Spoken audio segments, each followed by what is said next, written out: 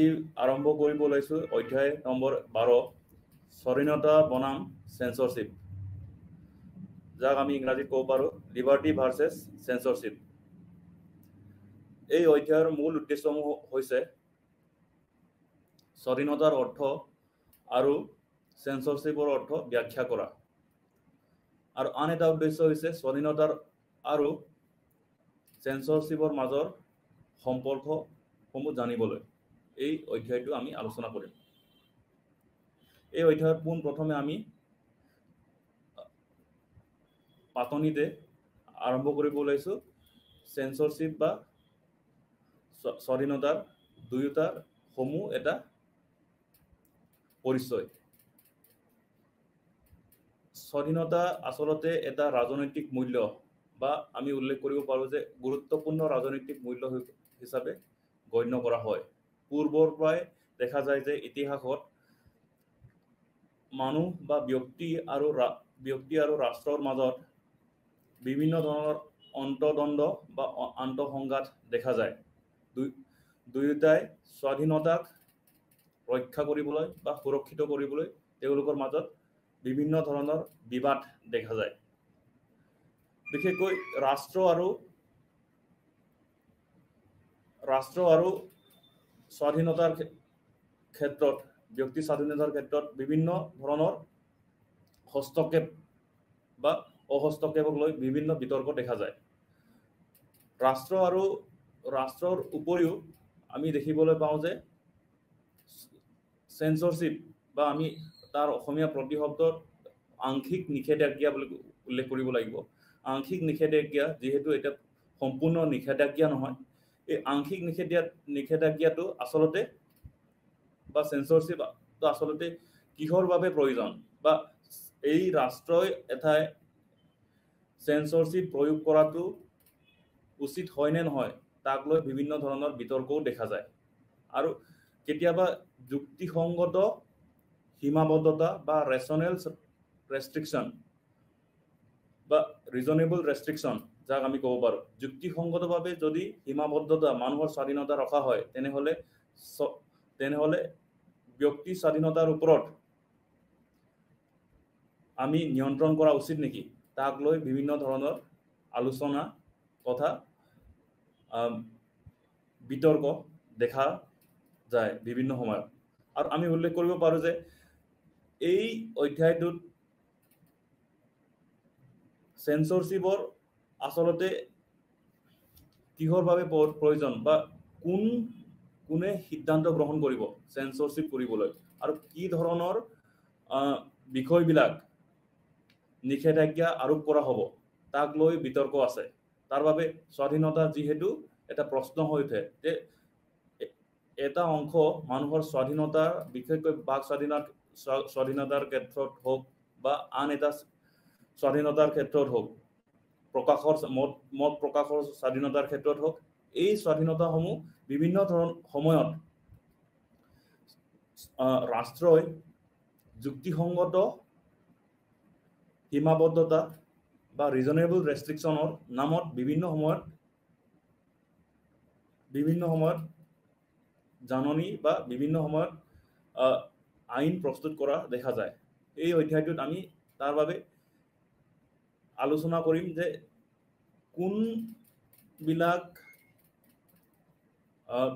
কোনবিলাক বিষয় আচলতে বা কোন ধৰণৰ বিষয় আচলতে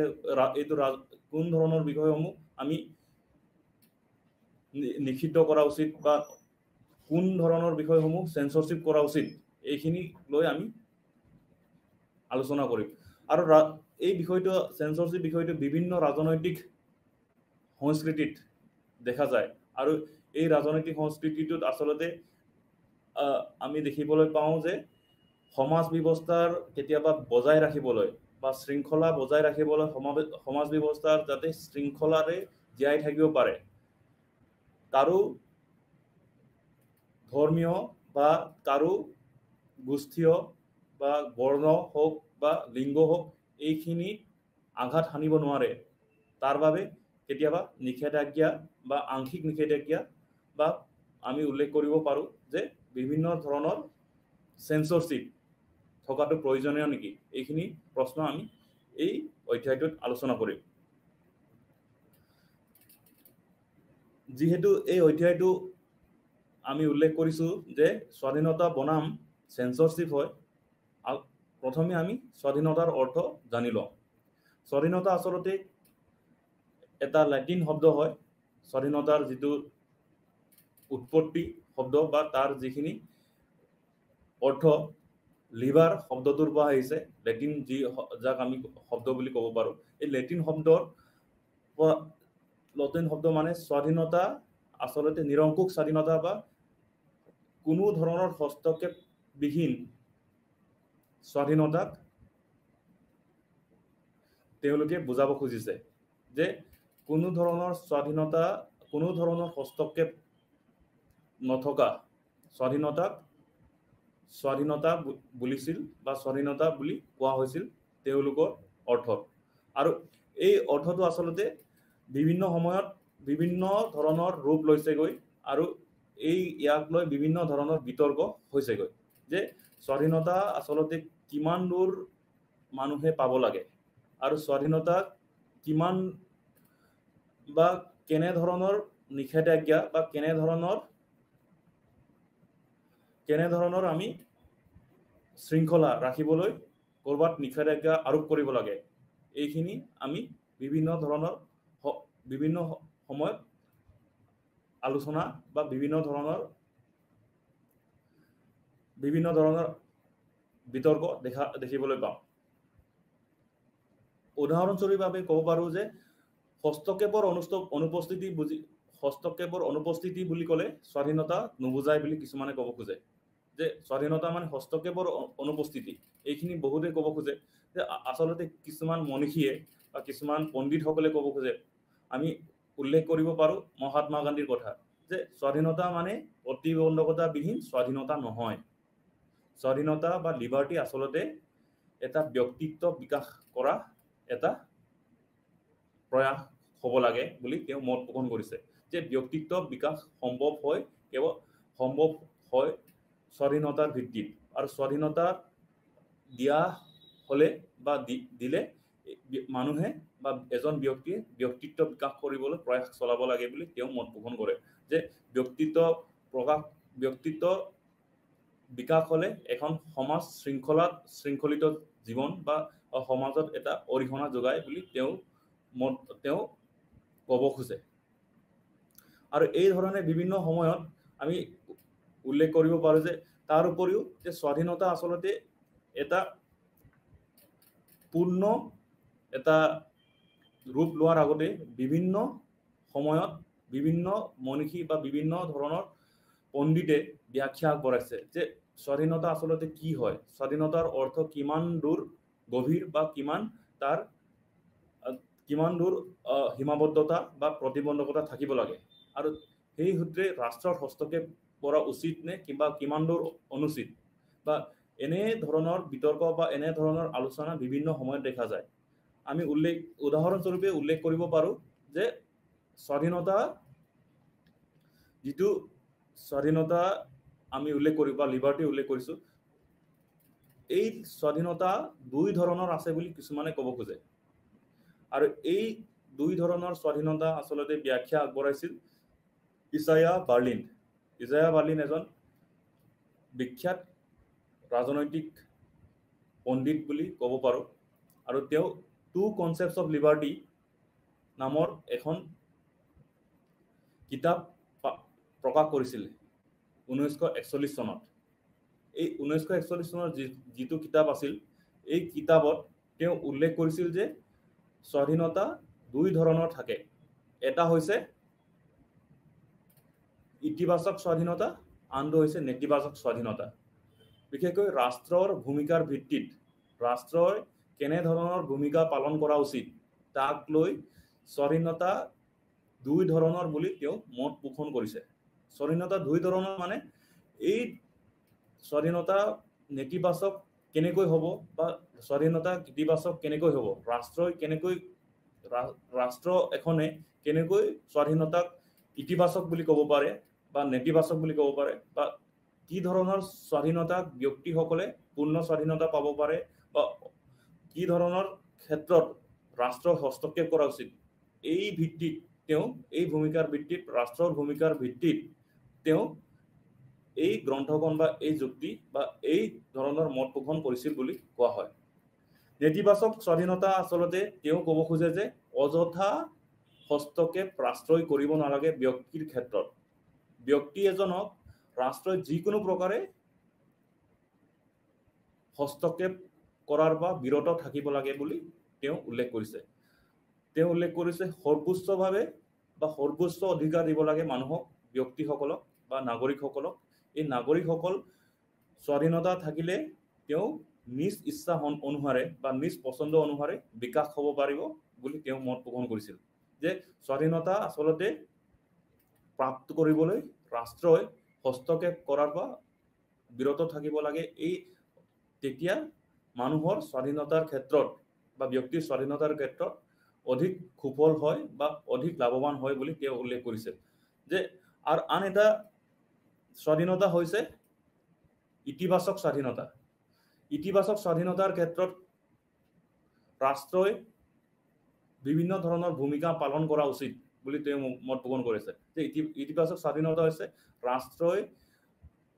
ব্যক্তিসকলৰ স্বাধীনতাৰ ক্ষেত্ৰত হস্তক্ষেপ কৰা উচিত আৰু বিভিন্ন ধৰণৰ নিয়ন্ত্ৰণৰ উৎস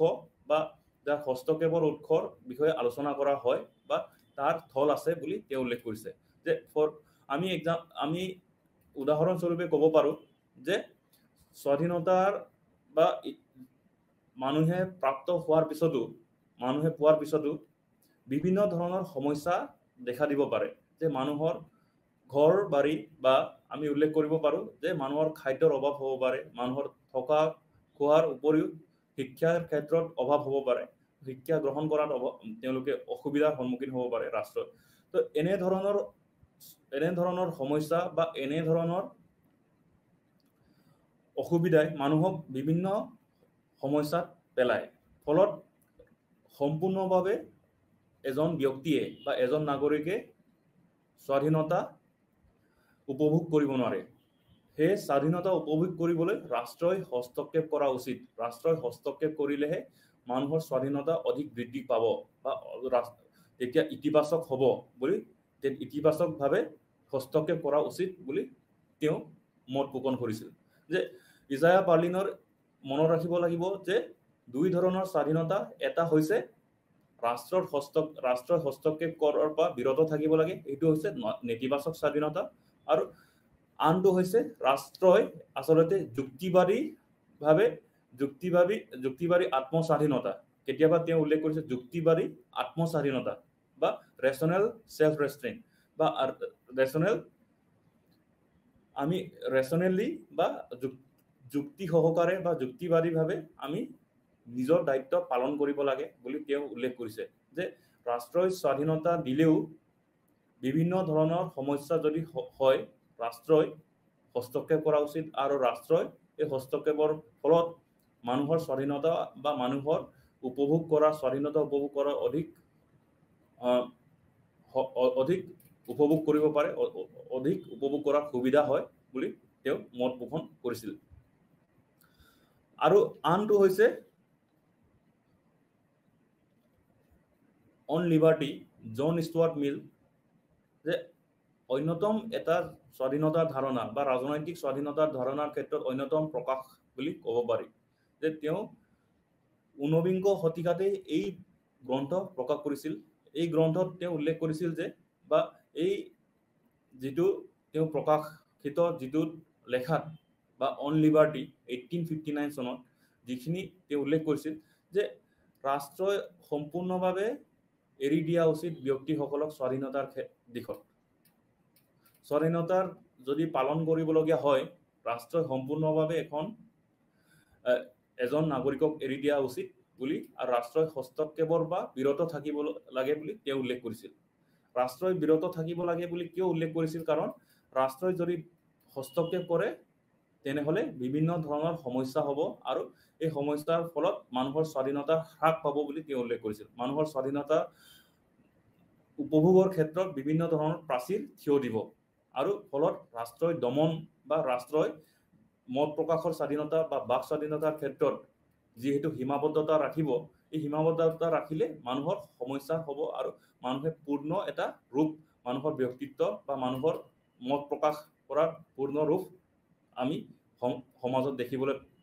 নাপাওঁ। আৰু তেওঁ উল্লেখ কৰিছিল যে মিলে উল্লেখ কৰিছিল যে স্বাধীনতা কিয় দিব লাগে, যে স্বাধীনতা সমাজত সুখ বা সমাজত এটা জনসাধাৰণৰ সুখৰ বাবে স্বাধীনতাৰ প্ৰয়োজন হয়। ব্যক্তিসকলক সম্পূৰ্ণভাৱে হস্তক্ষেপবিহীন বা প্ৰতিবন্ধকতাবিহীন স্বাধীনতা তেওঁ দিব লাগে বুলি মত পোষণ কৰিছিল। যে স্বাধীনতা আচলতে এটা সম্পূৰ্ণ ব্যক্তিগত বিষয় আৰু ৰাষ্ট্ৰই হস্তক্ষেপৰ পৰা দূৰত থাকিব লাগে। ৰাষ্ট্ৰই যদি হস্তক্ষেপ কৰে তেনেহ'লে স্বাধীনতাৰ আঘাত হানে আৰু স্বাধীনতাৰ আঘাত হনাৰ ফলত মত প্ৰকাশৰ স্বাধীনতাৰ প্ৰতিবন্ধকতা সৃষ্টি কৰে আৰু মত প্ৰকাশৰ স্বাধীনতাৰ প্ৰতিবন্ধকতাৰ সৃষ্টি কৰাৰ বাবে বিভিন্ন ধৰণৰ সমাজত বিশৃংখল সৃষ্টি হ'ব পাৰে বা সূচনা হ'ব পাৰে বুলি তেওঁ উল্লেখ কৰিছিল। স্বাধীনতা দিলেহে মানুহৰ পূৰ্ণ এটা সমাজ শৃংখলিত বা মানুহৰ এটা ব্যক্তিত্ব বা সমাজৰ এটা শৃংখলিত জীৱন জীয়াই থাকিবলৈ সক্ষম হয় আৰু ৰাষ্ট্ৰৰ দমনৰ পৰা বিৰত থাকিব পাৰে বা ৰাষ্ট্ৰই অত্যাচাৰী শাসনৰ পৰা বিৰত থাকিব পাৰে বুলি তেওঁ উল্লেখ কৰিছিল। আৰু স্বাধীনতাৰ ক্ষেত্ৰত আমি বিভিন্ন ধৰণৰ ব্যাখ্যাও দেখিবলৈ পাওঁ। যে আমি ইয়াত পাইছোঁ যে সুখ আনিবলৈ জনসাধাৰণে সুখ পাবলৈ আচলতে স্বাধীনতাৰ প্ৰয়োজন বুলি যিহেতু তেওঁ উল্লেখ কৰিছিলে। আৰু তেওঁ এটা কথা উল্লেখ কৰিব লাগিব যে জন ষ্টুৱাৰ্ট মিলৰ এই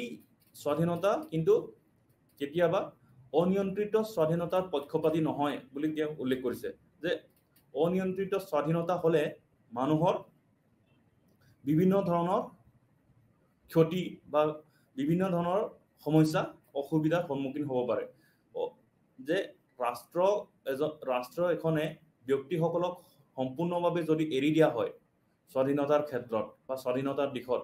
তেনেহ'লে আনক ক্ষতি কৰিব পাৰে, যিহেতু এটা বিশৃংখলতা সৃষ্টি হ'ব পাৰে বুলি তেওঁ মত পোষণ কৰিছে।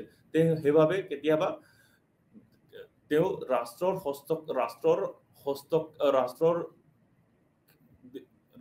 ক্ষেত্ৰত তেওঁ উল্লেখ ৰাষ্ট্ৰৰ ক্ষেত্ৰত নহয়, কিন্তু ব্যক্তিৰ ক্ষেত্ৰত দুটা ভাগত তেওঁ স্বাধীনতা ভাগ কৰিছে বা বিভক্ত কৰিছে।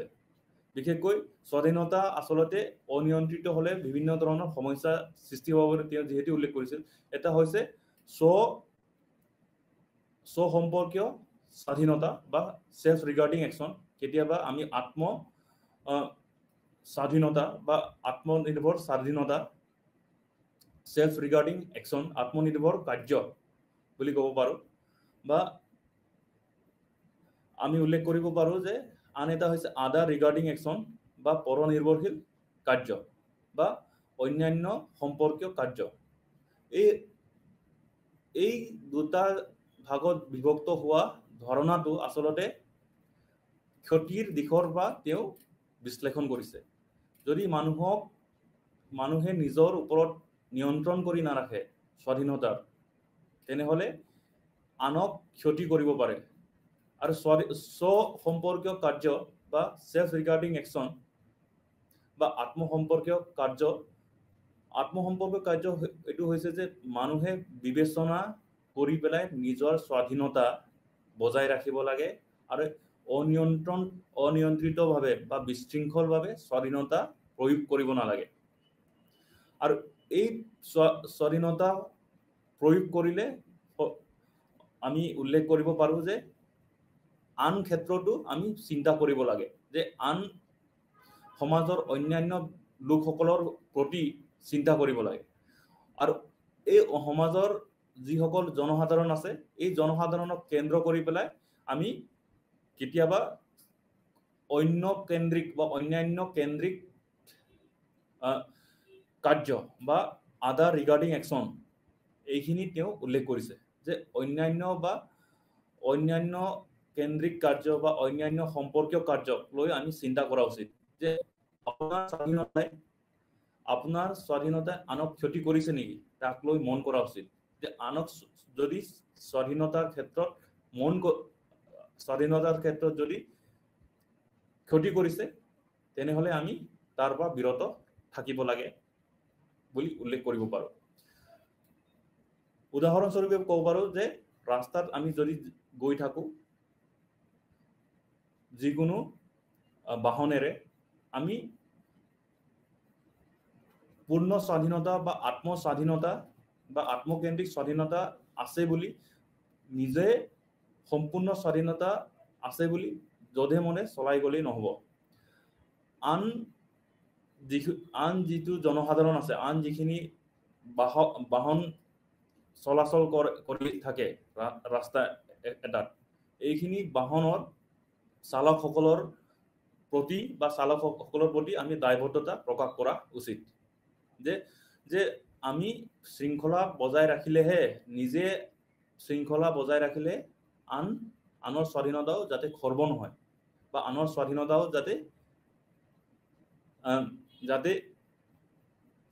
যাতে ভংগ নহয় এইখিনি উল্লেখ কৰাটো ভাল বা এইখিনি মন কৰাটো ভাল এইটো হৈছে আত্মকেন্দ্ৰিক স্বাধীনতা বা স্বকেন্দ্ৰিক বা আমি স্বসম্পৰ্কীয় কাৰ্য স্বাধীনতাৰ ক্ষেত্ৰত বা অন্যান্য সম্পৰ্কীয় কাৰ্য বা সম্পৰ্কীয় কাৰ্য কেতিয়াবা আমি উল্লেখ কৰিব পাৰো যে আদাৰ ৰিগাৰ্ডিং একচনত পৰ সম্পৰ্কীয় কাৰ্য বা আমি অন্যান্য সম্পৰ্কীয় কাৰ্য বুলি উল্লেখ কৰিব পাৰি এই ধৰণৰ যিটো স্বাধীনতা উল্লেখ কৰিছে এই স্বাধীনতাটো আচলতে মানুহৰ বা ব্যক্তি এজনৰ পূৰ্ণ স্বাধীনতাৰ ক্ষেত্ৰত অনিয়ন্ত্ৰিত হ'ব নালাগে বুলি তেওঁ উল্লেখ কৰিছিল আৰু যদি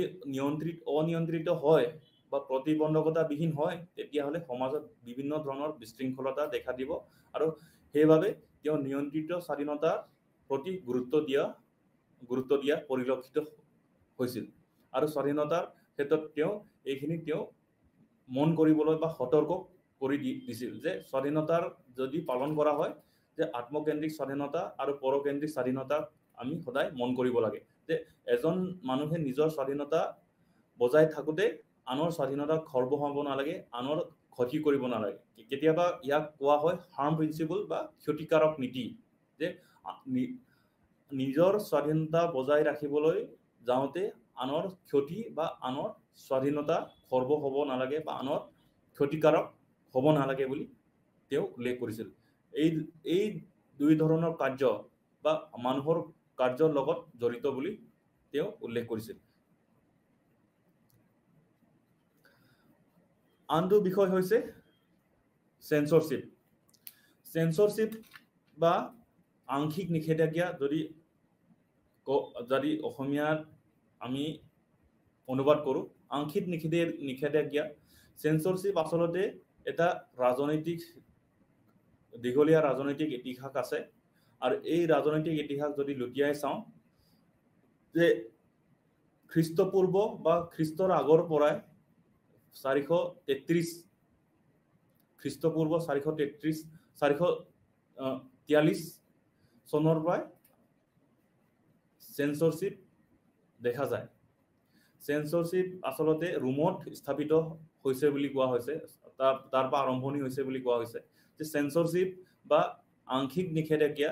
বিভিন্ন ধৰণৰ নিষেধাজ্ঞা আমি ক'ব পাৰো যে চেন্সৰশ্বিপ বহল ভিত্তিত আমি যদি কওঁ যে বিভিন্ন দিশত নিষেধাজ্ঞা আৰোপ কৰিব পাৰে বা বিভিন্ন আংশিক নিষেধাজ্ঞা বা এইটো ৰাজহুৱা জীৱনৰ ক্ষেত্ৰত হ'ব পাৰে ৰাজনৈতিক ক্ষেত্ৰত হ'ব পাৰে বা কলাৰ ক্ষেত্ৰত হ'ব পাৰে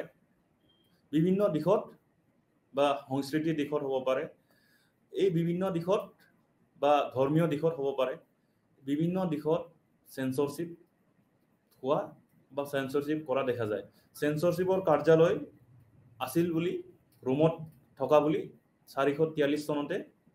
খ্ৰীষ্টপূৰ্ব 443 চনতে আছিল বুলি কোৱা হয় যে 443 চনত কিয় আছিল বুলি কোৱা হয় কাৰণ ৰোমৰ পৰা তাৰ আৰম্ভণি হোৱাৰ পিছত আচলতে কেতিয়াবা এই যেটো সেন্সৰশিপ আদিতে বা আৰম্ভণিতে বিশেষকৈ বিশুদ্ধকৰণ প্ৰক্ৰিয়া বা কেতিয়াবা সকামৰ ক্ষেত্ৰত বিশুদ্ধকৰণ প্ৰক্ৰিয়াৰ ক্ষেত্ৰত প্ৰয়োগ কৰা হৈছিল বা আমি যাক পিউৰিফাইং বা অফ মৰেলিটি বা পিউৰিফাইং অফ ৰিচুৱেল বুলি ক'ব পাৰোঁ যে সকাম বা পূজা পাৰ্বণৰ ক্ষেত্ৰত এই সেন্সৰশিপ দেখা দিয়া হৈছিল বা নৈতিকতাৰ দিশৰ বিশুদ্ধকৰণ কৰাৰ ক্ষেত্ৰত প্ৰয়োগ কৰা হৈছিল সেন্সৰশিপ সেন্সৰশিপৰ আনকি কাৰ্যালয় থকা বুলি আমি উল্লেখ কৰিব পাৰোঁ সেন্সৰশিপৰ কাৰ্যালয় ৰুমত আছিল আৰু ৰুম আপোনালোকে জানে যে ৰুম আসলতে এটা পুৰণি বা ঐতিহাসিক চহৰ আছিল আৰু তাত বিভিন্ন ধৰণৰ সভ্যতা গঢ় লৈ উঠিছিল আৰু বিভিন্ন ধৰণৰ বৌদ্ধিক বিকাশ বা বৌদ্ধিক বিকাশ কেন্দ্ৰস্থল বুলি আমি ইতিহাসত দেখিবলৈ পাওঁ আৰু এই যেটো সেন্সৰশিপৰ কাৰ্যালয় তাৰ উপৰি উল্লেখ কৰিব পাৰোঁ যে ৰোমান কেথলিক যেটো গীৰ্জা আছিল ৰোমান কেথলিক পূৰ্বৰ ৰোমান কেথলিক গীৰ্জাই সেন্সৰশিপ বৰ এখন কিতাপৰ এটা সেন্সৰশিপৰ লিষ্ট বা সেন্সৰশিপৰ এটা তালিকা প্ৰস্তুত কৰিছিল যে এই যেটো তালিকা কিতাপৰ তালিকা তেওঁলোকে মাজে মাজে তৈয়াৰ কৰিছিল বা তালিকা প্ৰস্তুত কৰিছিল এই তালিকাটো 19বিংশ শতিকালৈ বা 19বিংশ শতিকালৈ আছিল বুলি কোৱা হয় যে সেন্সৰশিপ আসলতে ধৰ্মীয় দিশৰ পৰা খুবেই এটা দীঘল ইতিহাস আছে বুলি উল্লেখ কৰিব পাৰোঁ সেন্সৰশিপৰ দীঘলীয়া ইতিহাস যদি ক'বলৈ যাওঁ যে সেন্সৰশিপৰ বিৰুদ্ধে বা ধৰ্মীয় দিশত যদি চাবলৈ গ'লে ধৰ্মীয় দিশত প্ৰত্যাহ্বান কৰাৰ বাবে বা যাক আমি বৈজ্ঞানিক সন্মত যদি কোনোবা ব্যাখ্যা আগবঢ়াব খুজিছিল তাক লৈ বিভিন্ন ধৰণৰ শাস্তি প্ৰদান কৰা হৈছিল বা বিভিন্ন ধৰণৰ নিষেধাজ্ঞা আৰোপ কৰিছিল আমি এটা উত্তম উদাহৰণ দিব পাৰোঁ এই উদাহৰণটো হৈছে যে সেই সময়ৰ যে 16শ শতিকাৰ গ্যালিলিও গ্যালিলাই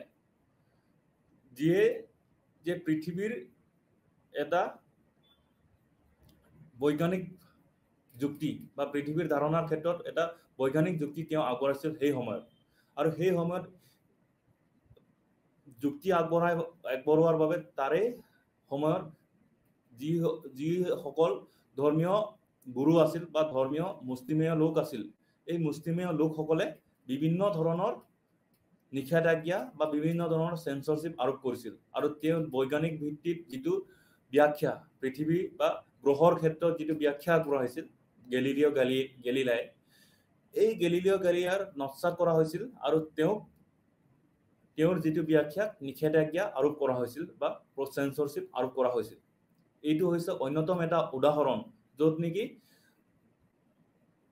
সেন্সৰশিপৰ ইতিহাসত ধৰ্মীয় যেটো পৰম্পৰা বা ধৰ্মীয় যদি আধিপত্য বিস্তাৰ কৰা হৈছিল বা ৰিলিজিয়াছ হেজিমনি দেখা দিয়া হৈছিল যে ধৰ্মীয় আধিপত্য বা ধৰ্মীয় মানুহৰ জ্ঞান মগজু পৰিচালিত কৰিবলৈ ধৰ্মীয় দিশটো অতি গুৰুত্বপূৰ্ণ আছিল এটা সময়ত এই সময়ৰ যেটো আলোচনা কৰি এই আলোচনা ক্ষেত্ৰত আমি উল্লেখ কৰিব পাৰোঁ সেন্সৰশিপৰ ক্ষেত্ৰত যে গ্যালিলিও এনে ধৰণৰ সমস্যা বৈজ্ঞানিক ভিত্তিত এটা ব্যাখ্যাৰ প্ৰতি মানুহৰ বা তেতিয়া ধৰ্মীয় পৰিৱেশৰ আধিপত্য থকাৰ বাবে বিভিন্ন সময়ত নস্যাৎ কৰিছিল বা তেওঁৰ নাকচ কৰা হৈছিল এই নাকচ কৰাৰ ফলত ধৰ্মীয় দিশৰ উপৰিও এটা যেটো সেন্সৰশিপ আমি যেটো উল্লেখ কৰোঁ এই লিংগৰ ক্ষেত্ৰত বিশেষকৈ নাৰীৰ ক্ষেত্ৰতো সেন্সৰশিপ বা নাৰীৰ ক্ষেত্ৰতো বিভিন্ন ধৰণৰ স্বাধীনতাৰ ক্ষেত্ৰত বা নাৰীৰ বিভিন্ন ধৰণৰ স্বাধীনতাৰ ক্ষেত্ৰতো আৰোপ কৰা হৈছিল ধৰ্মীয় যেটো আধিপত্যবাদীসকলে বা ৰিলিজিয়াছ হেজিমনিক সকলে উল্লেখ কৰিব পাৰোঁ যে এই যিটো সেন্সৰশিপৰ আসলতে এতিয়া বহুল ভিত্তিত যদি আমি উল্লেখ কৰোঁ যে সেন্সৰশিপ হৈছে অসমীয়াত যদি উল্লেখ কৰোঁ যে আংশিক বা পাৰ্চিয়েল প্ৰহিবিশ্যন বা আংশিক যিটো নিষেধাজ্ঞা এই নিষেধাজ্ঞা বিভিন্ন ধৰণৰ হ'ব পাৰে এই নিষেধাজ্ঞা আমি উল্লেখ কৰিব পাৰোঁ যে কলাৰ ক্ষেত্ৰত বা সাহিত্যৰ ক্ষেত্ৰত বা আমি যিকোনো উল্লেখ কৰিব লাগিব যে বৈজ্ঞানিক যিটো ব্যাখ্যাৰ ক্ষেত্ৰতো হ'ব পাৰে আৰু এইটো ৰাজনৈতিক এইটো এটা ৰাজনৈতিক এটা প্ৰভাৱো থাকিব পাৰে বা ৰাজনৈতিক প্ৰভাৱ থকাৰ বাবে বা ৰাজনৈতিকভাৱে ক্ষমতাৰ লগতো জড়িত হ'ব পাৰে এই সেন্সৰশিপ বিষয়টো আৰু এই সেন্সৰশিপ বিষয়টো আসলতে মানুহৰ মত প্ৰকাশ কৰা স্বাধীনতা বা ধাৰণাৰ ক্ষেত্ৰত মতামতৰ প্ৰকাশৰ ধাৰণা দিয়াৰ ক্ষেত্ৰত বিভিন্ন ধৰণৰ সীমাবদ্ধতা বা বিভিন্ন ধৰণৰ যিটো নিষেধাজ্ঞা বা বিভিন্ন ধৰণৰ আমি যাক আমি প্ৰতিবন্ধকতা আৰোপ কৰিব পাৰে এই বিভিন্ন ধৰণৰ বিভিন্ন মাত্ৰাত হ'ব পাৰে এই বিভিন্ন মাত্ৰাত নিষিদ্ধকৰণটো হৈছে সেন্সৰশিপ এই সেন্সৰশিপ মনত ৰাখিব লাগিব যে সেন্সৰশিপ কলা সাহিত্য আৰ্ট লিটাৰেচাৰ আৰু সংস্কৃতিৰ ক্ষেত্ৰত হ'ব পাৰে আৰু মানুহৰ বাক স্বাধীনতাৰ ক্ষেত্ৰত মানুহৰ মত প্ৰকাশৰ স্বাধীনতাৰ ক্ষেত্ৰত হ'ব পাৰে এই ধাৰণাটো হৈছে সেন্সৰশিপ ধাৰণা যে সেন্সৰশিপ আসলতে এটা ৰাজহুৱা কাৰ্যৰ ক্ষেত্ৰতো হ'ব পাৰে বা যিটো জনসাধাৰণৰ কাৰ্য ৰাজনৈতিক কাৰ্যতো হ'ব পাৰে এই বিভিন্ন ধৰণৰ নিষেধাজ্ঞা বা বিভিন্ন মাত্ৰাত যিটো প্ৰতিবন্ধকতা বিভিন্ন মাত্ৰাত যিটো বাধা এই বাধাসমূহ হৈছে সেন্সৰশিপৰ অৰ্থ বা সেন্সৰশিপৰ ধাৰণা বুলি ক'ব পাৰোঁ আৰু সেন্সৰশিপৰ ধাৰণাত যদি উল্লেখ কৰিব পাৰোঁ যে এই সেন্সৰশিপ আসলতে প্ৰত্যাহ্বান বিভিন্ন সময়ত দেখা দিছে স্বাধীনতা বনাম যিটো সেন্সৰশিপত যদি উল্লেখ কৰিব পাৰোঁ যে এই সেন্সৰশিপ বা গ্লোৰিয়াছ ৰিভলিউশ্যন বা গৌৰৱময় যিটো বিপ্লৱ হৈছিল বা ফৰাচী বিপ্লৱ যিটো হৈছিল ফ্ৰেঞ্চ ৰিভলিউশ্যন যেতিয়া হৈছিল 1800 শতিকাত আৰু যেতিয়া গৌৰৱময় বিপ্লৱ যেতিয়া হৈছিল ইংলেণ্ডত এই গৌৰৱময় বিপ্লৱে মানুহৰ স্বাধীনতাৰ ক্ষেত্ৰত নতুন ধাৰণা বা নতুন এটা আইডিয়াছ বা ধাৰণা উত্থান ঘটিছিল যে মানুহে স্বাধীনতাৰ ক্ষেত্ৰত যে গৌৰৱময় ইতিহাসৰ ক্ষেত্ৰত আমি ক'ব পাৰোঁ যে পাৰ্লিয়ামেণ্ট বা সংসদীয় ৰাজনীতিৰ বা ৰাজতন্ত্ৰৰ ঠাইত সংসদীয় ৰাজনীতিৰ ওপৰত বা সংসদীয় দিশৰ ওপৰত অধিক স্বাধীনতা দিয়া হৈছিল যাক আমি ক'ব পাৰোঁ যে ৰাইজৰ বা জনসাধাৰণৰ স্বাধীনতাক অধিক সমৰ্থন কৰা হৈছিল আৰু এই নতুন ধৰণৰ ধাৰণাই নতুন দিশ বা নতুন মাত্ৰা প্ৰদান কৰিছিল স্বাধীনতাৰ ক্ষেত্ৰত আৰু আন এটা উল্লেখ কৰিব পাৰোঁ যে ফৰাচী বিপ্লৱৰ ক্ষেত্ৰতো এই ফৰাচী বিপ্লৱৰ ক্ষেত্ৰত যে নতুন যিহেতু সেই ব্যৱস্থাৰ বিৰুদ্ধে প্ৰত্যাহ্বান জনোৱা হৈছিল সেই ব্যৱস্থাৰ তেতিয়াৰ যিটো শোষণৰ ব্যৱস্থা আছিল সামন্তবাদৰ ব্যৱস্থা আছিল এই সামন্তবাদৰ বিৰুদ্ধে তেতিয়া জনসাধাৰণৰ প্ৰতিবাদ হৈছিল আৰু যাক আমি ক'ব পাৰোঁ যে লিবাৰ্টি ইকুৱেলিটি এণ্ড ফ্ৰেটাৰ্নিটি বা স্বাধীনতা সমতা আৰু ভাতৃত্ববোধ নতুন এটা ধাৰণা সৃষ্টি হৈছিল এই নতুন ধাৰণা সৃষ্টি হোৱাৰ ফলত ৰাইজৰ মাজত সজাগতা বা সচেতনতা বৃদ্ধি পাইছিল বুলি ক'ব পাৰোঁ তাৰ উপৰিও আমি উল্লেখ কৰিব পাৰোঁ যে স্বাধীনতাই আসলতে ৰাষ্ট্ৰৰ সীমিত হস্তক্ষেপ বনাম ব্যক্তি স্বাধীনতাৰ মাজত বিভিন্ন ধৰণৰ বিতৰ্ক দেখা যায় আমি উল্লেখ কৰিব পাৰোঁ যে চুক্তি তত্ত্বৰ কথা ক'ব পাৰোঁ যে থমাছ হবছ আৰু জন লকৰ কথা ক'ব পাৰোঁ হবছৰ ধাৰণা অনুসৰি মানুহে যদি ব্যক্তিসকলে সামাজিক চুক্তিৰ ভিত্তিত ৰাষ্ট্ৰ এখনৰ পৰা সুৰক্ষা বিচাৰিব হ'লে ৰাষ্ট্ৰ এখন শক্তিশালী হ'ব লাগিব সেয়ে ৰাষ্ট্ৰই সম্পূৰ্ণভাৱে সুৰক্ষা দিব হ'লে মানুহৰ স্বাধীনতাৰ তলত বা অধীনত ৰাখিব লাগিব। তাৰ বাবে তেওঁ উল্লেখ কৰিছিল যে মানুহৰ স্বাধীনতাৰ অৰ্পণ কৰি পেলাই ৰাষ্ট্ৰ এখনক শক্তিশালী ৰূপত দেখা দিব লাগিব বা স্থাপিত কৰিব লাগিব বুলি তেওঁ মত পোষণ কৰিছিল। যে ৰাষ্ট্ৰই অধিক শক্তিশালী হোৱাটো উচিত বুলি মত পোষণ কৰিছিল আৰু ব্যক্তিৰ স্বাধীনতাৰ ক্ষেত্ৰত তেওঁ দ্বিতীয় শাৰীত ৰাখিছিল। তেওঁ এটা গৌণ বিষয় বুলি তেওঁ উল্লেখ কৰিছিল। ব্যক্তি স্বাধীনতা, যদি ব্যক্তিসকলে স্বাধীনতা বিচাৰে তেনেহলে ব্যক্তিসকল স্বাধীনতাৰ ক্ষেত্ৰত নিজে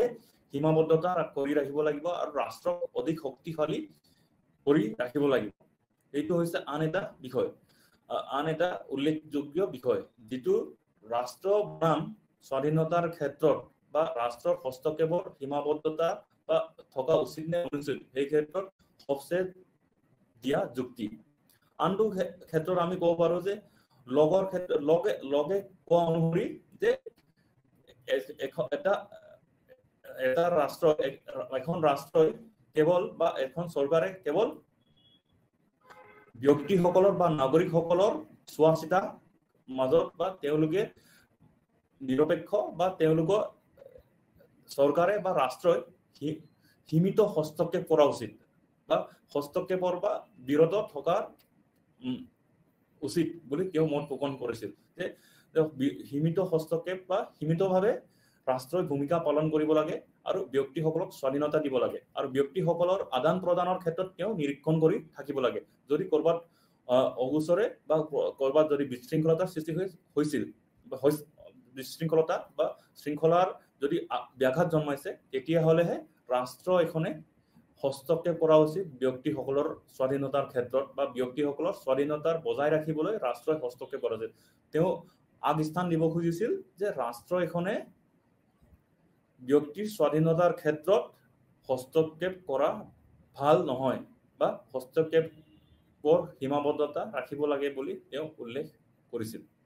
এইটো আছিল লগৰ ধাৰণা। এই লগৰ ধাৰণাই নতুন এটা ধাৰণাৰ সৃষ্টি কৰিছিল যে ব্যক্তিৰ ক্ষেত্ৰত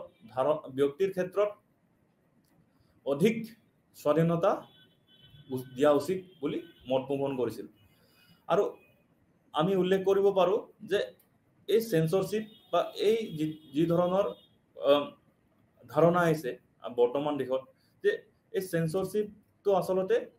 বিভিন্ন ধৰণৰ দিশত বা বিভিন্ন সম্পৰ্ক বা সেন্সৰশিপ আৰু আমি যদি স্বাধীনতাৰ ক্ষেত্ৰত যদি সম্পৰ্ক বিশ্লেষণ কৰো, যে তাৰ বিভিন্ন ধৰণৰ দিশ আমি উল্লেখ কৰিব পাৰো। যে সেন্সৰশিপ আচলতে কি হয় বা সেন্সৰশিপৰ ক্ষেত্ৰত আমি কি ধৰণৰ হস্তক্ষেপ বা সেন্সৰশিপ বনাম স্বাধীনতাৰ ক্ষেত্ৰত যদি বিশ্লেষণ কৰো, যে সেন্সৰশিপৰ এখন ৰাষ্ট্ৰৰ প্ৰভাৱ বা এখন ৰাষ্ট্ৰৰ ক্ষমতা জড়িত হৈ আছে। আমি যাক পাৱাৰ বুলি ক'ব পাৰো, ক্ষমতা জড়িত হৈ আছে আৰু তাৰ ৰাজনৈতিক সংস্কৃতিও জড়িত হৈ আছে। আৰু এই ৰাজনৈতিক সংস্কৃতিৰ ক্ষেত্ৰত যদি চাবলৈ যাওঁ, যে বিভিন্ন দিশত সেন্সৰশিপ দেখা দিয়ে। যে এই আমি উল্লেখ কৰিছো যে এই দিশসমূহ হৈছে কলা, সাহিত্য আৰু আনকি উল্লেখ কৰিব পাৰো যে কলা সাহিত্যৰ উপৰিও আমি ৰাজনৈতিক বিশেষকৈ তথ্য বা বিভিন্ন তথ্য আৰু জনসাধাৰণৰ যোগাযোগৰ ক্ষেত্ৰত সীমাবদ্ধতা আৰোপ কৰা দেখা যায়। আৰু এই সীমাবদ্ধতা আৰোপ বা যিখিনি বিদ্যমান হৈ থাকে বা যিখিনি বিৰাজমান হৈ থাকে ৰাষ্ট্ৰৰ ভিতৰত বা জনসাধাৰণৰ মাজত তথ্য আৰু যোগাযোগসমূহ বা ৰাজহুৱাভাৱে যিখিনি তথ্য পোৱা যায়, এইখিনি কেতিয়াবা সীমাবদ্ধ কৰি ৰাখে। এই সীমাবদ্ধতা কৰি ৰখাৰ লগত দিশত এটা ৰাজনৈতিক হস্তক্ষেপ জড়িত হ'ব পাৰে বা বিভিন্ন ধৰণৰ আমি উদাহৰণস্বৰূপে উল্লেখ কৰিব পাৰো যে বিভিন্ন ধৰণৰ আলথুচাৰ হওক, হান্না এৰেণ্ডে হওক বা হাৰ্বাৰ্ট মাৰ্কাছে হওক, তেওঁলোকে উল্লেখ কৰিছে যে ৰাষ্ট্ৰই হস্তক্ষেপ কৰাৰ বা ৰাষ্ট্ৰই স্বাধীনতাৰ ক্ষেত্ৰত বা ৰাষ্ট্ৰই সেন্সৰশ্বিপ কৰাটো অনুচিত বা সেন্সৰশ্বিপৰ পৰা বিৰত থাকিব লাগে। সেন্সৰশ্বিপ যদি কৰা হয় তেনেহলে মানুহৰ বাক স্বাধীনতা বা মত প্ৰকাশৰ স্বাধীনতাৰ ক্ষেত্ৰত ব্যাঘাত জন্মায় আৰু ফলত এইটো এটা পৰ্যায়ৰ সৃষ্টি হ'ব পাৰে যে মানুহৰ বাক স্বাধীনতাৰ ক্ষেত্ৰত যদি নিয়ন্ত্ৰণ কৰা হয়, বিশেষকৈ মিডিয়াৰ দিশত, বা তেওঁ উল্লেখ কৰিছিল যে মাৰ্কছে উল্লেখ কৰিছিল যে হাৰ্বাৰ্ট মাৰ্কছে যে যদি মিডিয়া বা সংবাদ মাধ্যমৰ ওপৰত যদি নিয়ন্ত্ৰণ কৰা হয় তেনেহলে এই ধৰণৰ নিয়ন্ত্ৰণে তেওঁলোকৰ স্বাৰ্থৰ হকে বা যিসকল প্ৰভাৱশালী বা যিসকল ক্ষমতাৰ স্বাৰ্থত ব্যৱহাৰ হ'ব পাৰে বুলি তেওঁ মত পোষণ কৰিছিল। সেয়ে সেন্সৰশ্বিপ বিষয়টো যেতিয়া সংবাদ মাধ্যমৰ লগত সাঙুৰি দিয়া হয় তেনেহলে এই সংবাদ মাধ্যমে কেতিয়াবা মাৰ্কাছে উল্লেখ কৰিছে যে মানুহৰ স্বাধীনতাৰ ক্ষেত্ৰত বাক স্বাধীনতাৰ ক্ষেত্ৰত মত প্ৰকাশৰ ক্ষেত্ৰত একপক্ষীয়ভাৱে অপপ্ৰয়োগ হ'ব পাৰে বা একপক্ষীয়ভাৱে বিদ্যমান হ'ব পাৰে, ফলত মানুহৰ সঁচা বা মানুহৰ যিখিনি সত্যতা মানুহৰ মাজত যিখিনি সত্যতা চলিব লাগে বা সত্যতা বিৰাজমান হ'ব লাগে বা প্ৰচলিত হ'ব লাগে, এই সত্যতাৰ প্ৰচলিত হোৱাত ব্যাঘাত জন্মাব পাৰে। তাৰ মানে আমি ক'ব লাগিব যে যদি সংবাদ মাধ্যমৰ লোকসকলে বা সংবাদ মাধ্যমে সেন্সৰশ্বিপ কৰা হয় বা সংবাদ মাধ্যমৰ সেন্সৰশ্বিপ কৰা হয় ৰাষ্ট্ৰ এখনে, এই ৰাষ্ট্ৰ এখনত তেওঁলোকৰ যিটো স্বাৰ্থৰ হকে কৰিব পাৰে আৰু স্বাৰ্থৰ কৰাৰ ফলত মানুহৰ মত প্ৰকাশৰ বা মানুহৰ পূৰ্ণ সত্যতা জানিবলৈ সমাজত চলি থকা সমস্যা, যিকোনো সমস্যা বা যিকোনো ধৰণৰ অসুবিধাসমূহ জানিবলৈ সত্যতাটো লুকাই থাকিব পাৰে। ঠিক তেনেদৰে লুইছ আলথুছাৰো কৈছিল যে আচলতে ৰাষ্ট্ৰ এখনে ভূমিকা পালন কৰা উচিত যে মানুহৰ সত্যতা জানিবলৈ, যে মানুহৰ স্বাধীনতাৰ ক্ষেত্ৰত বা মানুহৰ যিখিনি নাগৰিক বা নাগৰিকসকলৰ স্বাধীনতাৰ ক্ষেত্ৰত যে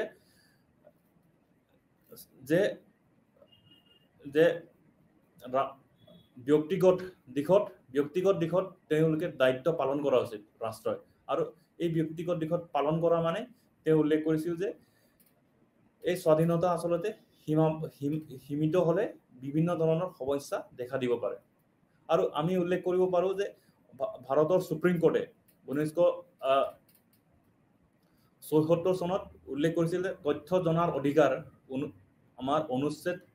19(1) অধীনত থাকিব লাগে বা 19(1) অধীনত হ'ব লাগে, প্ৰয়োজন নাগৰিকৰ বাবে। তথ্য জনাৰ অধিকাৰটো এটা অধিকাৰ। বৰ্তমান অৱশ্যে তথ্য জনাৰ অধিকাৰ এটা আইনত পৰিণত হৈছে, কিন্তু তথ্য জনাৰ অধিকাৰটো আচলতে অনুচ্ছেদ বা আমাৰ আৰ্টিকেল 19 বা অনুচ্ছেদ 19(1)ৰ অধীনত থাকিব লাগে বুলি উল্লেখ কৰিছিল। আৰু এনে ধৰণৰ যিটো বাক স্বাধীনতা আৰু মত প্ৰকাশৰ যদি স্বাধীনতাৰ ক্ষেত্ৰত উল্লেখ কৰিব পাৰো, যে মত প্ৰকাশৰ স্বাধীনতাৰ ক্ষেত্ৰত সংবাদ মাধ্যমৰ দিশৰ যদি চাবলৈ যাওঁ, যে আজিকালি ডিজিটেল সংবাদ বা ডিজিটেল আমি সংবাদ মাধ্যম দেখিবলৈ পাওঁ, যে ডিজিটেল মিডিয়া বা ডিজিটেল সংবাদ মাধ্যমসকলৰ বিভিন্ন ৰাষ্ট্ৰৰ প্ৰতি বিভিন্ন প্ৰত্যাহ্বান দেখা যায়। কাৰণ ৰাষ্ট্ৰ এখনৰ বিৰুদ্ধে বা তেওঁলোকে বিভিন্ন ডিজিটেল মিডিয়া বা যাক আমি নিয়ন্ত্ৰণৰ বাহিৰত বুলি ক'ব পাৰো, বা ডিজিটেল মিডিয়াই ৰাষ্ট্ৰ এখনে সম্পূৰ্ণভাৱে নিয়ন্ত্ৰণ কৰিব নোৱাৰে, ফলত বিভিন্ন ধৰণৰ দমনমূলক বা অত্যাচাৰীৰ নীতিৰ বিৰুদ্ধে থিয় দিছে। আৰু এনে থিয় দিয়া উদাহৰণ উল্লেখ কৰিব পাৰো যে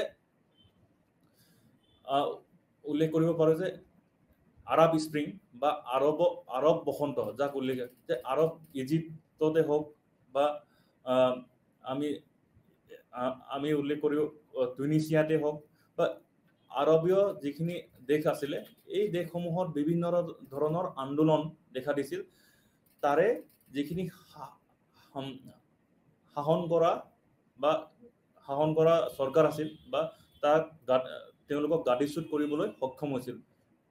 কাৰণ দমনমূলক বা অত্যাচাৰ বা নীতি তেওঁলোকে সেন্সৰশ্বিপৰ ফলত আৰোপ কৰিব পৰা নাছিল সেন্সৰশ্বিপ কৰাৰ সত্ত্বেও এনে ধৰণৰ নিষেধাজ্ঞা বাহাল ৰাখিব পৰা নাছিল কাৰণ ডিজিটেল মিডিয়া হৈছে অনিয়ন্ত্ৰিত এটা বিষয় বা অনিয়ন্ত্ৰিত এটা দিশ য'ত নেকি সেন্সৰশ্বিপ কৰা সত্ত্বেও মানুহে স্বাধীনতা প্ৰকাশ কৰিব পাৰে ফলত মানুহৰ মাজত সংগঠিত হৈ গৈছিল আৰু তাৰে উৎকৃষ্ট উদাহৰণ হৈছে আৰব স্প্ৰিং যাক আমি অসমীয়াত যদি অনুবাদ কৰো এইটো হৈছে আৰবীয় বসন্ত য'ত নেকি বিভিন্ন ধৰণৰ সামাজিক আন্দোলন দেখা গৈছিল আৰু এই সামাজিক আন্দোলনে বা এই গণ আন্দোলনে সেই চৰকাৰসমূহক গাদীচ্যুত কৰিছিল এই গাদীচ্যুত কৰাৰ ফলত এই যিটো গাদীচ্যুত কৰাৰ ফলত বিভিন্ন ধৰণৰ সেন্সৰশ্বিপে যে কাৰ্যকৰী নহয় এইটোত প্ৰকাশ পাইছে একবিংশ শতিকাত তাৰ উপৰিও উল্লেখ কৰিব পাৰো যে সেন্সৰশ্বিপ আচলতে কিয় প্ৰয়োজন হয় কেতিয়াবা যে সেন্সৰশ্বিপ আৰু স্বাধীনতাৰ মাজত যে সীমাবদ্ধতা বা ৰাখিব লাগে যুক্তিসংগত সীমাবদ্ধতা বা ৰেচনেল ৰেষ্ট্ৰিকশ্যন বা ৰিজনেবল ৰেষ্ট্ৰিকশ্যন যে ৰাখিব লাগে বা যুক্তিসংগতভাৱে কিয় সীমাবদ্ধতা ৰাখিব লাগে বা প্ৰতিবন্ধকতা ৰাখিব লাগে স্বাধীনতাৰ ক্ষেত্ৰত এইখিনি কিছুমান যুক্তি আগবঢ়াইছে যে এই যুক্তিসমূহ এনেধৰণৰ আমি উল্লেখ কৰিব পাৰো যে মানুহৰ স্বাধীনতাৰ ক্ষেত্ৰত এটা স্বাধীনতা বা স্বকেন্দ্ৰিক স্বাধীনতা আৰু পৰকেন্দ্ৰিক স্বাধীনতা আছে যি মিলে উল্লেখ কৰিছিল স্বকেন্দ্ৰিক স্বাধীনতাই বা আত্মস্বাধীনতাই আনৰ স্বাধীনতাক ক্ষতি কৰিব নালাগে এই স্বাধীনতা যদি আমি এই সেন্সৰশ্বিপৰ লগত সম্পৰ্কীয় বা সম্বন্ধ স্থাপন কৰো তেনেহলে আমি উল্লেখ কৰিব যে নাৰী বিদ্বেষী মনোভাৱৰ ভাষণ বা বৰ্ণবাদী মনোভাৱৰ ভাষণ বা যিকোনো ধৰ্মীয় অনুভূতিত আঘাত কৰিব পৰা ভাষণ এনে ধৰণৰ ভাষণক আমি সমাজত বা এখন দেশত শৃংখলা বজাই ৰাখিবলৈ সেন্সৰশ্বিপ প্ৰয়োজন হয় বুলি যুক্তি দোহাৰিব খোজে কাৰণ এজন মানুহে বা এজন ব্যক্তিয়ে অনিয়ন্ত্ৰিতভাৱে যদি ভাষণ আগবঢ়ায় নাৰী বিদ্বেষী ভাষণ আগবঢ়ায় তো নাৰীসকলৰ যিটো সমতাৰ যিটো ভাৱ নাৰী আৰু পুৰুষৰ বা আমি কেতিয়াবা উল্লেখ কৰিব পাৰো যে আমি উল্লেখ কৰিব পাৰো যে লিংগ সমতাৰ বিষয়টো বা লিংগ সমতাৰ যিটো ধাৰণাটোৰ তল পৰি যায় বা তাৰ প্ৰতি এটা প্ৰত্যাহ্বান সৃষ্টি হয় কাৰণ তাৰ প্ৰতি এটা আঘাত সৃষ্টি হয় কাৰণ নাৰী বিদ্বেষী ভাষণে এটা সমাজত বিশৃংখলতা এটা চামক বা এটা লিংগক বৈষম্য বা এটা লিংগক আন এটা লিংগই নিৰ্বিঘ্নে এটা দুৰ্বল কৰি তুলিব পাৰে আৰু অনুভূতি বা মানুহৰ অনুভৱৰ ক্ষেত্ৰত ব্যাঘাত বা নতুন এটা কুচিন্তা আনিব পাৰে সেইভাৱে সেন্সৰশ্বিপ প্ৰয়োজন হয় বা নিষেধাজ্ঞা প্ৰয়োজন আংশিক নিষেধাজ্ঞা বিশেষকৈ এনে ধৰণৰ ভাষণৰ ক্ষেত্ৰত প্ৰয়োজন হয় বুলি কোৱা হয় ঠিক তেনেদৰে ধৰ্মীয় অনুভূতিৰ ক্ষেত্ৰতো আঘাত যাতে হানিব নোৱাৰে বা এটা সমাজক বৰ্ণ দিশত পৰাও যে আঘাত হানিব নোৱাৰে তাৰ প্ৰতিও আমি লক্ষ্য এখন ৰাষ্ট্ৰই বা তাৰ প্ৰতি মানুহৰ স্বাধীনতাৰ ক্ষেত্ৰত লক্ষ্য ৰাখিব লাগে বুলি উল্লেখ কৰিছে যে এনে লক্ষ্য ৰখা কিয় প্ৰয়োজন হয় আচলতে সমাজত যদি এজন মানুহে বা এজন ব্যক্তিয়ে সম্পূৰ্ণভাৱে স্বাধীনতা প্ৰয়োগ কৰাৰ নামত আন এটা বা বাক স্বাধীনতা মত প্ৰকাশৰ স্বাধীনতা প্ৰয়োগ কৰাৰ নামত যাক আমি কওঁ এবছলিউট লিবাৰ্টি বা নিৰংকুশ স্বাধীনতা প্ৰয়োগ কৰাৰ নামত যদি আন এটা বৰ্ণ বা আন এটা ৰেছ বা আন এটা জনগোষ্ঠী বা আন এটা আমি বিশেষকৈ আন এটা ধৰ্মীয় গোটক অনুভূতিত আঘাত হানো তেতিয়াহ'লে এটা দীৰ্ঘকালীন সমস্যা বা সৃষ্টি হয় বুলি কোৱা হয় আৰু এই দীৰ্ঘকালীন সমস্যাৰ সৃষ্টি হোৱা মানে সমাজত বিভাজিত হয় আৰু সমাজখন বিশৃংখলতা সৃষ্টি হয় আৰু সমাজত এটা শৃংখলিত জীৱন যাপন কৰিবলৈ বিভিন্ন শ্ৰেণীৰ মানুহ বা বিভিন্ন গোটৰ মানুহে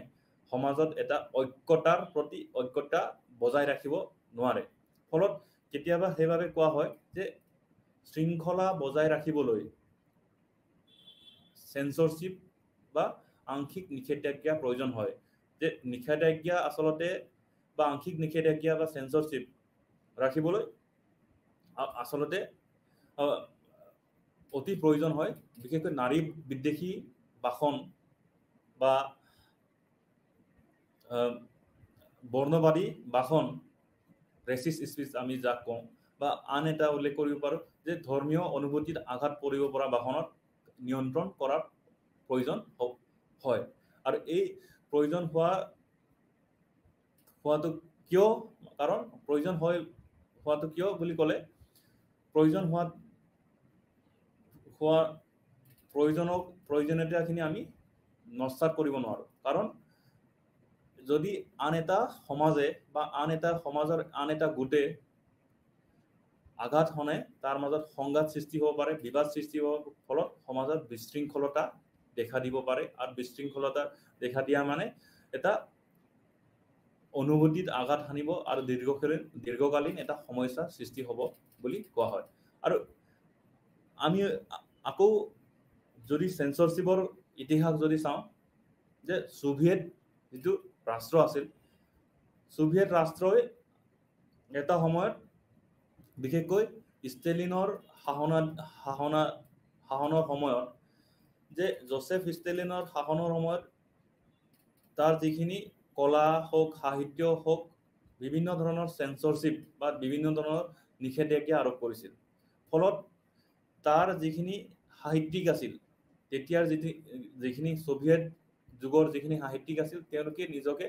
আত্মসেন্সৰশিপ বা সেল্ফ সেন্সৰশিপ পালন কৰিছিল বুলি কোৱা হয় যে সেল্ফ সেন্সৰশিপ সেয়ে যে তেওঁলোকে যিখিনি দিশ বা যিখিনি লেখা মেলা বা যিখিনি প্ৰকাশিত সামগ্ৰী বা প্ৰকাশিত শব্দবোৰ বা প্ৰকাশিত কিতাপ গ্ৰন্থবোৰ বা যিখিনি প্ৰকাশিত যিখিনি মতামতবোৰ ৰাষ্ট্ৰৰ বিৰোধী নহয় ৰাষ্ট্ৰৰ প্ৰতি আঘাত হানিব নোৱাৰে ৰাষ্ট্ৰৰ শাসনাধিষ্ঠিত তেতিয়া চৰকাৰৰ যাতে আঘাত হানিব নোৱাৰে তাৰ বাবে তেওঁলোকে সতৰ্ক হৈছিল আৰু সতৰ্ক হোৱাৰ ফলত তেওঁলোকে নিজকে আত্মসেন্সৰশিপ বা সেল্ফ সেন্সৰশিপত পালন কৰিছিল বুলি কোৱা হয় আৰু সেল্ফ সেন্সৰশিপ সেয়ে যে ৰাষ্ট্ৰক আঘাত হানিব পৰা যিকোনো ধৰণৰ কলা আৰ্ট বা যিকোনো ধৰণৰ সাহিত্য প্ৰকাশ কৰা হোৱা নাছিল আৰু তাৰ যিখিনি সংস্কাৰ যদি উল্লেখ কৰিব পাৰোঁ যে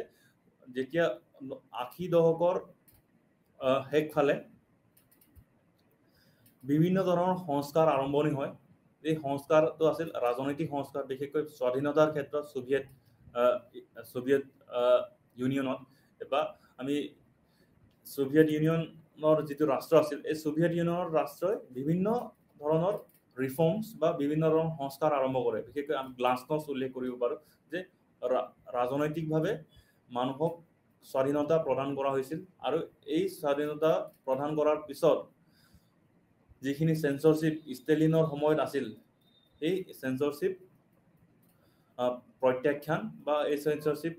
কৰা হৈছিল আৰু এই সেন্সৰশিপসমূহ বা এই বাধাসমূহ দূৰ কৰা হৈছিল বুলি কোৱা হয় সংস্কাৰৰ ফলত এইখিনি হৈছে উল্লেখযোগ্য দিশবোৰ আৰু আন এটা দিশ আমি উল্লেখ কৰিব পাৰোঁ যে আৰব স্প্ৰিং বা আৰব স্প্ৰিঙৰ সময়ত যিহেতু বসন্ত যিটো আৰবীয় বসন্ত আছিল, এই আৰবীয় বসন্ত আচলতে এটা জন আন্দোলন আছিল। আৰু এই জন আন্দোলন বা গণ আন্দোলন বা সামাজিক আন্দোলন, এই সামাজিক আন্দোলনে ডিজিটেল মিডিয়াৰ বা ডিজিটেল সংবাদ মাধ্যমৰ গুৰুত্বপূৰ্ণতা বা গুৰুত্বটো অধিক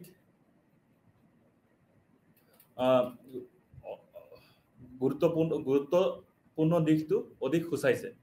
আৰু এই গুৰুত্বপূৰ্ণ দিশটো কিয় সূচাইছে বুলি ক'লে, কাৰণ ডিজিটেল মিডিয়া বা আমি উল্লেখ কৰিব পাৰোঁ যে বৰ্তমানৰ যিখিনি সংবাদ মাধ্যম আছে, যে বিভিন্ন ৱেবছাইটতে হওক বা বিভিন্ন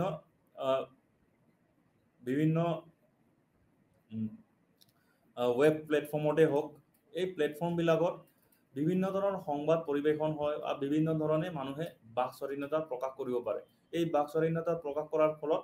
বিভিন্ন ধৰণৰ সমস্যা বা সৃষ্টি হ'ব পাৰে আৰু বিভিন্ন ধৰণৰ শৃংখলতাটো আঘাত সানিব পাৰে বুলি কোৱা হয়। আৰু ফলত এই যিটো আন্দোলন বা এই যিটো গণ আন্দোলন হৈছিল, এই গণ আন্দোলনটো কেতিয়াবা যদিও এটা ভাল দিশত গাঁতিচ্যুত কৰাৰ স্বাৰ্থত কৰা হৈছিল আৰব বসন্ত বা আৰব স্প্ৰিঙে, কিন্তু ডিজিটেল মিডিয়াৰ বা ডিজিটেল যিটো যুগত উল্লেখ কৰিব পাৰোঁ যে নাৰীক লৈ যিখিনি আঘাত সানিব পৰা, নাৰীৰ যিটো মৰ্যাদাৰ প্ৰতি বা নাৰীৰ যিখিনি সমতাৰ, নাৰী আৰু পুৰুষৰ যিটো সমতাৰ প্ৰতি আঘাত সানিব পৰা যিকোনো প্ৰকাশ বা ডিজিটেল যিখিনি মাধ্যমতে হওক বা আন কোনো মাধ্যমতে হওক, আঘাত সানিব পৰা যিকোনো সমস্যা বা আঘাত সানিব পৰা যিকোনো ধৰণৰ প্ৰকাশ বা নিষিদ্ধ হ'ব লাগে বুলি কিছুমানে ক'ব খোজে। যে কাৰণ এই অনিয়ন্ত্ৰিত ডিজিটেল বা অনিয়ন্ত্ৰিত যিখিনি আমি উল্লেখ কৰিব পাৰোঁ যে সংবাদ এটা মঞ্চ হয়, অনিয়ন্ত্ৰিত ডিজিটেল মাধ্যমে বিভিন্ন ধৰণৰ আঘাত সানিব পাৰে আৰু এইখিনিত বাধা থকাটো প্ৰয়োজন বুলি উল্লেখ কৰিব লাগিব। যে নাৰী আৰু পুৰুষৰ সমান বা সমতা স্থাপন কৰিব হ'লে এটা পূৰ্ণভাৱে এটা সেন্সৰশ্বিপ বা আংশিক নিষেধাজ্ঞা থকাটো প্ৰয়োজন, তেতিয়াহ'লে শৃংখলা বজাই ৰখাত সক্ষম হয় বুলি কিছুমানে উল্লেখ কৰে। আৰু আমি সাৰাংশত উল্লেখ কৰিব বিচাৰোঁ যে সাৰাংশলৈকে আহিছোঁ। এই সাৰাংশটো হৈছে যে আচলতে কোনে যুক্তিসংগত মাত্ৰা বা যাক আমি পেৰামিটাৰ্ছ বুলি কওঁ, পৰিমাপ, এই পৰিমাপটো কোনে নিয়ন্ত্ৰণ কৰিব বা কোনে চাব বা কোনে নিৰীক্ষণ কৰিব, যে কোনবিলাক দিশ আচলতে ৰিজনেবল হয়, ৰিজনেবল ৰেষ্ট্ৰিকশ্যন বুলি ক'ব পাৰোঁ। যে মানুহৰ বাক স্বাধীনতাৰ ক্ষেত্ৰত যে আমি নিয়ন্ত্ৰণ কৰিছোঁ, এই নিয়ন্ত্ৰণ কৰা বিষয়টো হৈছে এটা বিতৰ্কৰ বিষয় বা এটা কেতিয়াবা কোৱা হয় পেণ্ডৰাছ বক্স বা পেণ্ডৰাৰ বাকচ খুলি দিয়া নিচিনা হয়। পেণ্ডৰাৰ বাকচ খুলি দিয়া নিচিনা কিয় হয়? কাৰণ ৰাষ্ট্ৰই নিৰূপণ কৰিব নেকি বা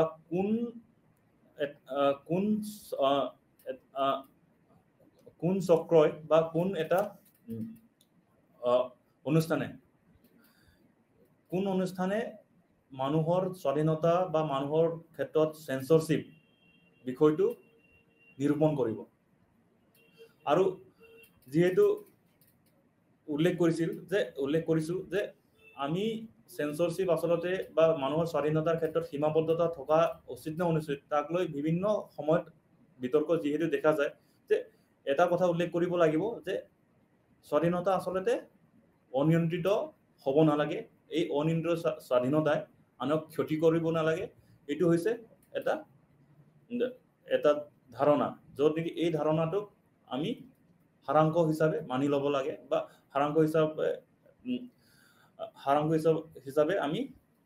বুজিব লাগিব যে মানুহৰ স্বাধীনতা বা এজন ব্যক্তিৰ স্বাধীনতাই আনৰ স্বাধীনতা খৰ্ব কৰিব নালাগে আৰু শৃংখলতা বজাই ৰাখিবলৈ সমাজত সদায় চেষ্টা কৰিব লাগে, যে এনেধৰণৰ চেষ্টা তেতিয়াহ'লেহে চেষ্টা তেতিয়াহে কাৰো প্ৰতি ক্ষতি নহয়। ধন্যবাদ।